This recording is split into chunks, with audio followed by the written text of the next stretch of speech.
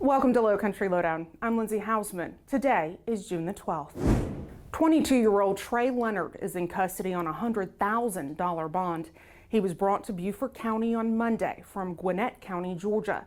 Leonard had warrants for his arrest for sexual exploitation of a minor, second degree, and blackmail. The investigation into Leonard began in March of last year. A 13-year-old Ladies Island girl reported to deputies that she was threatened through social media.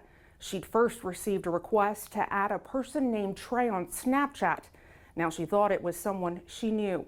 Several nude photos were exchanged, and then the person on the other end began to threaten exposing her.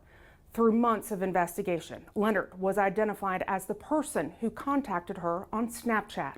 Be very proactive in checking their social media. Be nosy, always be nosy, see what they're doing. Ask them questions. The more they communicate with you, the more you're going to know. The more inclined they are going to be to come to you and ask you questions, come to you if they have a problem, even if it's a friend of theirs or if it's them that they're with their own issue. That line of communication is what's key, and I tell every parent that open line of communication, that's key, that's imperative. Staff Sergeant Snyder says that she always makes sure to let families of these crimes know about the tools provided by the National Center for Missing and Exploited Children. A new tool available is known as the No Escape Room. It was unveiled in April. This is a look at the interactive experience. It plunges parents and caregivers into the reality of financial exploitation, coinciding with the release of new data on child sexual exploitation. In 2023, NCMEC's cyber tip line got 36.2 million reports of suspected child sexual exploitation, a more than 300% increase from 2021. To learn more about the resources available, you can visit missingkids.org. In Burton, an investigation into a shooting is underway. At about 2 Sunday morning, deputies were called to Kennedy Circle after rapid gunfire was heard. A home on Kennedy Circle had been hit several times. 2 people were inside the home but were not hurt. Anyone with information regarding this case is asked to call Investigator Wilfong. His number is 255-3439. A request for information after 4 people were hurt during a shooting at a graduation party that happened in Lobico on Friday night. Deputies were called to the area at about 11 after multiple reports of gunfire. One victim, a 38-year-old woman, was still on scene. The other 3 victims, a 17 and 20-year-old female, as well as a 21-year-old male, had left to get help at the hospital. All were non-life-threatening injuries. Investigators learned a group of unknown individuals showed up to the party and then began shooting. They'd left before deputies got the call to respond. Anyone with information regarding this case is asked to call Investigator Klein at 255-3430. And please remember, reporting crime and suspicious activity to us is easy. It can also be done anonymously. You can call our non-emergency dispatch line at 524-2777, submit a tip through our website at bcso.net, or you can do so through Crime Stoppers of the Lowcountry. There you can call 554-1111, submit a tip online at 554-1111.com, or through the P3 Tips app that you can download onto your mobile device. 45-year-old Luis Angel Mate Zavala pleaded guilty last Wednesday to first-degree criminal sexual conduct and third-degree sexual conduct. He was sentenced to 25 years in prison. Upon his release, he will face deportation back to Mexico. This case started in May of last year when a 9-year-old girl was taken to the hospital for medical issues. Now, through that investigation, it was learned that Mate Zavala first began assaulting the girl when she was 5 years old. He also assaulted another girl who was also 9. If you or someone you know has been a victim of sexual assault, please report it immediately by calling 911. Are you a pet parent? If you are, do you have all the necessary emergency items ready for your pet in the event of a disaster? If not, now is the time to get prepared, especially since June is National Pet Preparedness Month.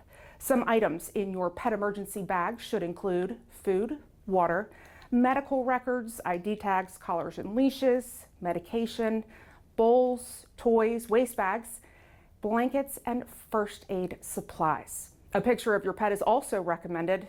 It's also not a bad idea to know where you may go in the event of an emergency, ensuring you know what hotels are pet friendly. In the event you're not home when an emergency arises, make sure to have updated stickers on your front door, letting emergency personnel know how many pets are inside, should they need to rescue them.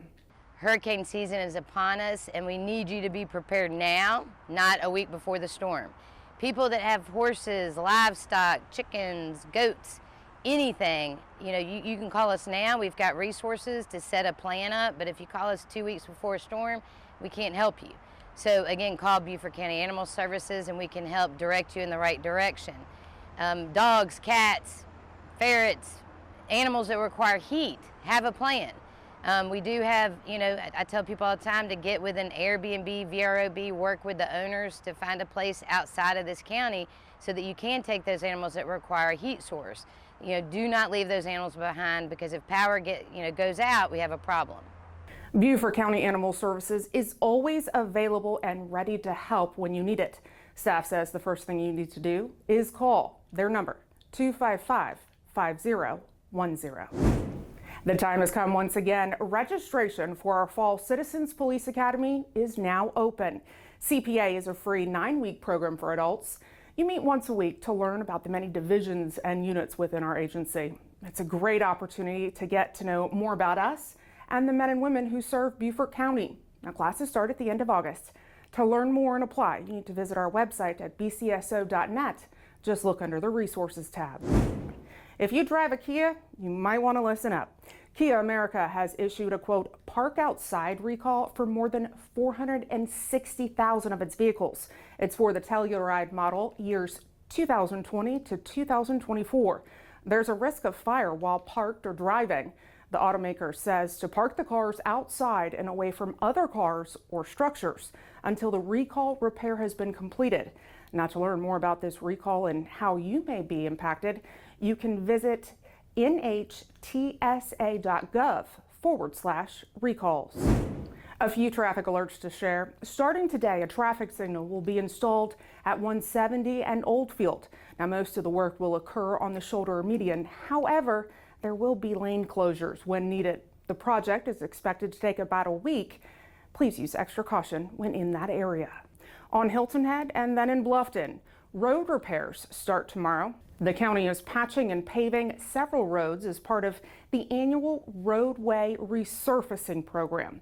The list of roads being worked on there on your screen. Now, contractors will be doing this work from 7 to 7, so that's 7 in the morning till 7 at night. They ask residents not to park in the street during those times. Work should wrap up by the end of the month. And lastly, work continues at 170 and 278, the interchange there. That work is being done overnight. Delays can be expected. This year is the 76th anniversary of the 1948 Women's Armed Services Integration Act signing, now celebrated as Women Veterans Recognition Day. To all of our female veterans, thank you for your service and, of course, your continued commitment to the residents and visitors of Beaufort County. Saturday marks the 249th birthday of the United States Army. Created in 1775, the Army originally consisted of volunteer soldiers with roots to the Continental Army. Today, the U.S. Army is the largest and oldest service in the military. Also, Saturday marks Flag Day, which commemorates the adoption of the U.S. flag. That was on June 17th in 1775. If there's ever something that you'd like to know more about or see covered here on Lowcountry Lowdown, you can reach out to me. You can send me an email at lindsay.hausman@bcgov.net. Say it every week if you haven't already. I encourage you to follow us on all of our digital and social media platforms. We keep you up to date, in the know, and we want you to engage with us there. Thanks for watching this week's episode. We'll see you next week. And of course, before we go, on behalf of all of us here at the Beaufort County Sheriff's Office, we wish all the dads a happy Father's Day. Stay safe.